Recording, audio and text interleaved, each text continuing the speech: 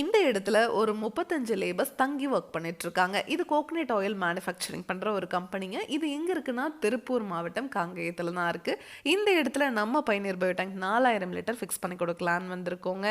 இந்த டேங்கை ஃபிக்ஸ் பண்றதுக்கு இந்த மாதிரி குழி எடுத்துட்டுங்க உள்ள எம்சாண்டை கொட்டி பெட் மாதிரி ரெடி பண்ணிட்டு அப்படியே இந்த டேங்கை உள்ள இறக்கிற வேண்டியதாங்க.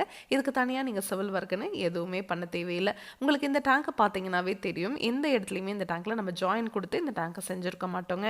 ஒரே சிங்கிள் பீஸ் மோல்டாக தான் இந்த டேங்கை நம்ம உங்களுக்கு செஞ்சு கொடுக்குறோம்.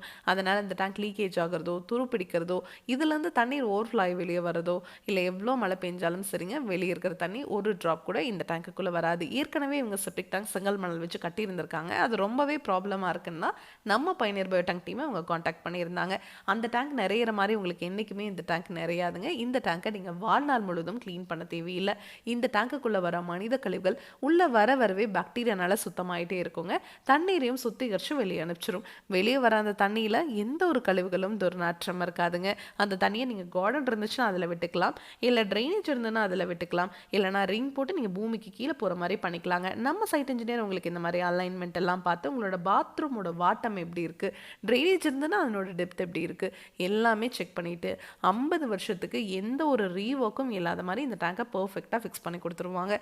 ஆமாங்க, டேங்குக்கும் 50 வருஷம் வாரண்டி கொடுக்குறோம், பாக்டீரியாவுக்கும் 50 வருஷம் வாரண்டி கொடுக்குறோங்க. இப்போ இந்த டேங்கை நம்ம எங்கே ஃபிக்ஸ் பண்ணிட்டு இருக்கிறோம்னா இவங்களோட நடைபாதையில் தான் ஃபிக்ஸ் பண்ணி கொடுத்துட்ருக்குறோம். இந்த டேங்கை ஃபிக்ஸ் பண்ணதுக்கப்புறம் இதுக்கு மேலே இவங்க லாரிஸ் தான் பார்க் பண்ண போகிறாங்க. அதுவும் தேங்காயோடு சேர்ந்த மாதிரி லோடோடு இருக்கிற லாரிஸ் தான் பார்க் பண்ண போகிறாங்க.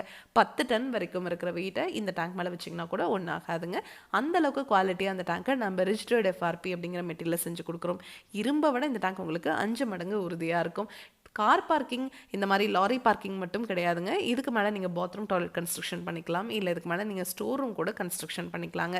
எனக்கு இதை விடவே எங்கள் வீட்டில் இடம் குறைவாக தான் இருக்குது அப்படின்னு சொன்னீங்கன்னா ஒன்றுமே பிரச்சனை இல்லைங்க. உங்கள் இடத்துக்கு தகுந்த மாதிரி நம்ம கஸ்டமைஸ்டாக கூட டேங்க் செஞ்சு கொடுப்போங்க. இதை பற்றி உங்களுக்கு இன்னும் டீட்டெயிலாக தெரிஞ்சுக்கணும்னா பயணியர் பயோ செப்டிக் டேங்க்குங்கிற யூடியூப் சேனலில் நீங்கள் போய் பார்க்கலாம். Thank you friends.